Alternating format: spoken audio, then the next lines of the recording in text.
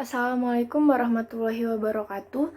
Perkenalkan, nama saya Indah Gita Cahyani dengan NIM 2001127 dari kelas Teknik Perminyakan D angkatan 2020.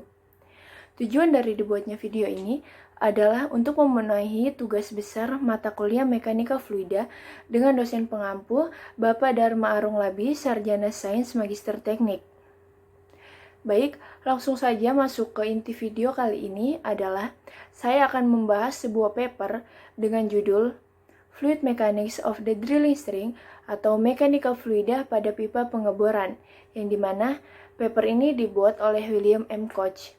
Adapun tujuan dibuatnya paper ini adalah untuk membantu petugas lapangan dalam memilih nozzle dan juga pompa dengan ukuran linear yang tepat. Kalkulator saku yang telah dirancang akan memprediksi kinerja sistem hidrolik. Baik, masuk ke slide selanjutnya. Di sini ada konten atau outline pembahasan yang akan saya jelaskan pada video kali ini. Terdapat 8 outline. Yang pertama, ada pengantar. Yang kedua, ada pendahuluan. Yang ketiga, permasalahan. Yang keempat, peralatan surface atau peralatan permukaan. Yang kelima ada batang bor. Yang keenam ada nozzle mata bor. Yang ketujuh ada anulus balik. Dan yang kedelapan atau yang terakhir adalah kesimpulan. Baik, kita masuk ke outline pembahasan yang pertama, yaitu ada pengantar.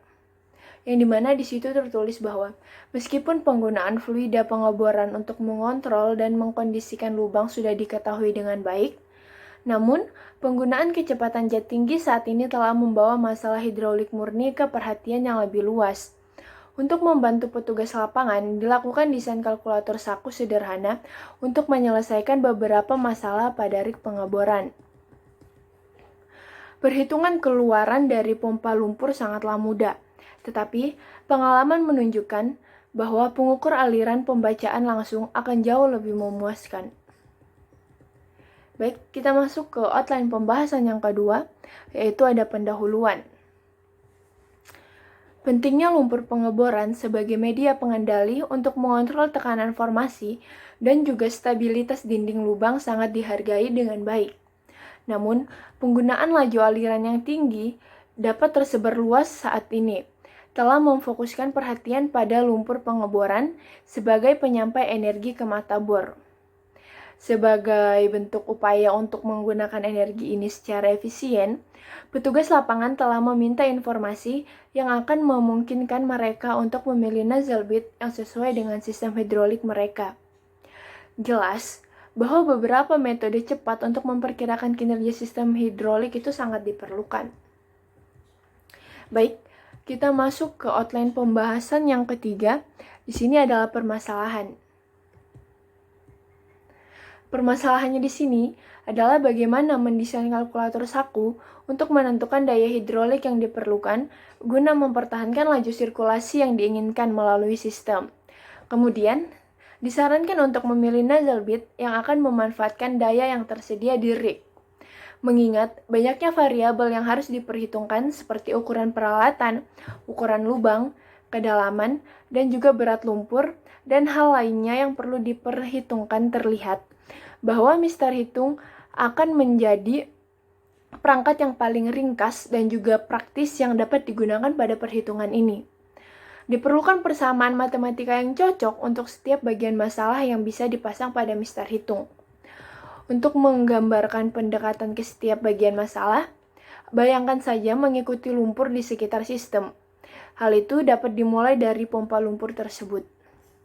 Baik, masuk ke pembahasan yang selanjutnya adalah peralatan surface atau peralatan permukaan. Masalah pertama di permukaan atau di surface yaitu menentukan laju aliran. Permasalahan ini dilakukan dengan perhitungan sederhana, seperti mengetahui ukuran dan juga kecepatan pompa. Efisiensi volumetrik 90% diasumsikan untuk pompa. Angka yang banyak digunakan pada literatur sebelumnya tentang subjek. Karena daya yang dikonsumsi secara kasar bergantung pada kubus dari keluaran pompa, variasi dalam efisiensi volumetrik akan menghasilkan kesalahan yang cukup besar dalam hasil. Untuk alasan ini, pemasangan flow meter pembacaan langsung pada rig atau kalibrasi keluaran pompa akan diperlukan untuk hasil yang akurat. Kehilangan tekanan pada pipa permukaan harus menjadi bagian kecil dari total dan paling baik ditentukan dengan pengujian di rig. Baik, kita masuk ke outline yang kelima, yaitu di sini ada batang bor. Kehilangan energi di batang bor dan kerah bor dihitung dengan persamaan Hazen-Williams. Persamaan ini cocok digunakan pada aturan geser. Koefisien kekerasan tidak bergantung pada bilangan Reynolds dan menghilangkan perhitungan kuantitas, sehingga hal ini dibutuhkan untuk menentukan sifat lumpur selain densitas. Masuk ke outline yang keenam, yaitu nozzle mata bor, yang dimana nozzle mata bor telah menjadi objek perhatian yang berkelanjutan sebagai hasil dari penggunaan laju aliran yang tinggi. Hal tersebut diperlukan untuk membuat nozzle cukup tahan lama, agar dapat bertahan dari sisa bit. Banyak kemajuan yang telah dibuat untuk tujuan ini. Setiap perbaikan memungkinkan penggunaan tingkat aliran yang lebih tinggi untuk dapat menghitung penurunan tekanan dalam nozzle bit. Perlu untuk menentukan persamaan apa saja yang menggambarkan situasi yang sebenarnya. Bentuk persamaan biasa untuk penurunan tekanan nozzle dapat dilihat pada persamaan 1, yaitu dengan rumus P sama dengan D dikali Q pangkat 2 dibagi dengan D dikali G dikali A pangkat 2 dikali C pangkat 2. Dengan keterangan P adalah pressure drop atau penurunan tekanan, D adalah density of fluid atau densitas fluida, Q adalah rate of flow, laju aliran, yang G adalah acceleration of gravity, yaitu percepatan gravitas, yang A adalah total nozzle area atau luas keseluruhan dari nozzle, yang C adalah nozzle coefficient atau koefisien nozzle. Koefisien nozzle ini mencakup efek pengurangan area nozzle. Hal itu disebabkan karena vena contracta dan kerugian gesekan di nozzle. Dalam kasus nozzle bit, tidak ada kontraksi dalam semburan yang telah diamati dan koefisien nozzle disebabkan seluruhnya untuk kerugian gesekan. Untuk aplikasi aturan geser, persamaannya dapat dilihat pada persamaan 2, yaitu P sama dengan K dikali Q pangkat N. K dan N yang digunakan di sini disesuaikan untuk membuat persamaan tersebut sesuai dengan hasil uji penurunan tekanan nozzle bit yang sebenarnya. Membandingkan antara persamaan 1 dan persamaan 2, maka dapat kita nyatakan dengan jelas bahwa kuantitas K dapat dinyatakan dengan persamaan 3, yaitu dengan rumus sebagai berikut. Yang seperti yang terlihat pada layar, K sama dengan D dibagi 2 dikali G dikali A pangkat M dikali B. Seperti yang terlihat, yaitu nilai biasa M adalah 2, dan B adalah kuadrat dari koefisien nozzle. Penunjukan koefisien nozzle ini digunakan untuk menekankan fakta bahwa ia memiliki rugi gesekan dalam nozzle dan digunakan dengan persamaan empiris. Tes aliran menggunakan air sebagai fluida uji menunjukkan persamaan seperti pada persamaan 4, yaitu P sama dengan K dikali Q pangkat 1,96, yang dimana diasumsikan bahwa penurunan tekanan akan meningkat sebanding dengan densitas fluida. Akibatnya, aturan slide memecahkan persamaan tersebut menjadi persamaan 5, yaitu P sama dengan D dikali Q pangkat 1,96 dibagi dengan dW, di mana D adalah massa jenis lumpur dan dW adalah massa jenis air.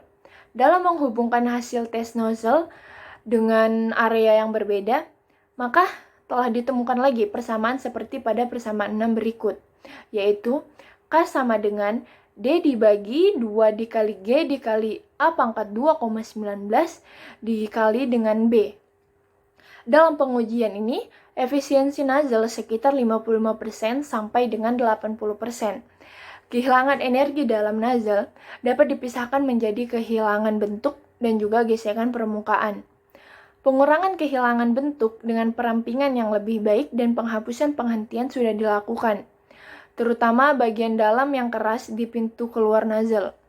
Satu-satunya hal yang dapat dilakukan untuk mengurangi gesekan permukaan adalah dengan menjaga kecepatan rata-rata di nozzle serendah mungkin. Banyak pekerjaan yang tersisa harus dilakukan di sepanjang garis ini. Resistansi nozzle terhadap erosi abrasif terurai menjadi dua bagian, yaitu ketahanan abrasif material dan juga kecepatan lumpur di atas material. Baik, kita masuk ke outline pembahasan yang selanjutnya. Yang ketujuh ada anulus balik.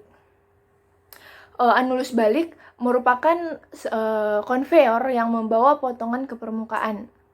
Untuk beroperasi dengan baik, harus memiliki kecepatan yang cukup untuk mengatasi laju pengendapan.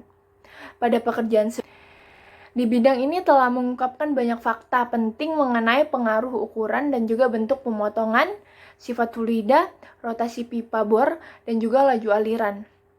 Namun, kapiler lubang terbuka yang sebenarnya menunjukkan perubahan radikal pada diameter lubang yang harus memberikan pengaruh yang cukup besar pada karakteristik aliran, akan berguna untuk mengetahui aliran minimum yang diperlukan untuk membersihkan lubang.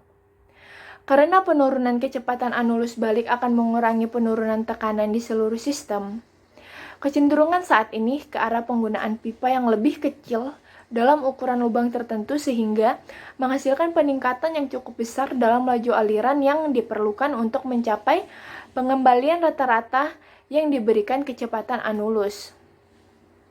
Penurunan tekanan di anulus balik tidak besar, sekitar 10% dari total, tetapi hal tersebut tidak pasti untuk menghitung secara akurat. Jika aliran dalam kisaran turbulen, penurunan tekanan dapat ditemukan menggunakan jenis yang sama, seperti pada batang bor. Kecepatan anulus balik yang lebih umum menghasilkan aliran yang lebih kental. Dalam hal ini, penurunan tekanan tergantung pada viskositas lumpur dan juga kekuatan luluh. Hal ini disebabkan karena lumpur bor merupakan bahan plastik. Setelah itu, penurunan tekanan meningkat dengan aliran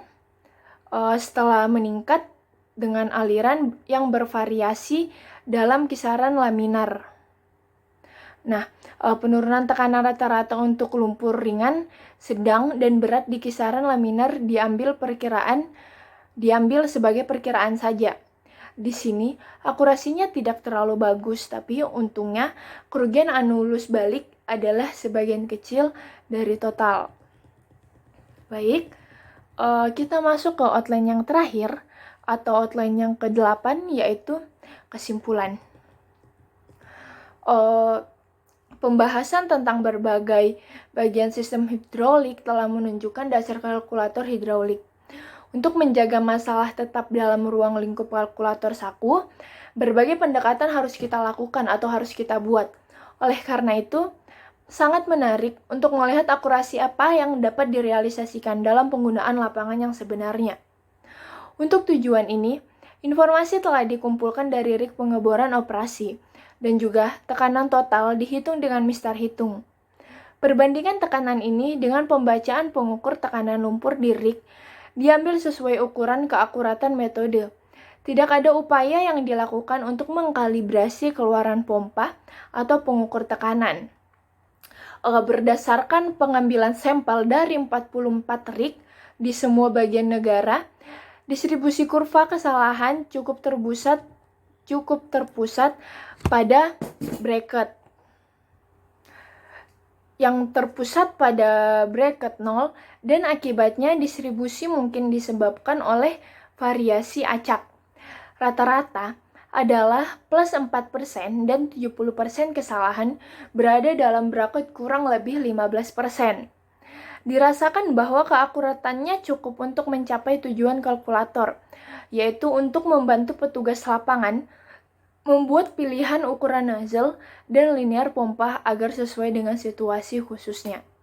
Baik, itulah tadi penjelasan resume mengenai paper yang berjudul Fluid Mechanics of the Drilling String. Mungkin ini saja yang dapat saya sampaikan, kurang dan lebihnya saya mohon maaf. Saya akhiri, terima kasih. Semoga apa yang saya sampaikan dapat bermanfaat. Wassalamualaikum warahmatullahi wabarakatuh.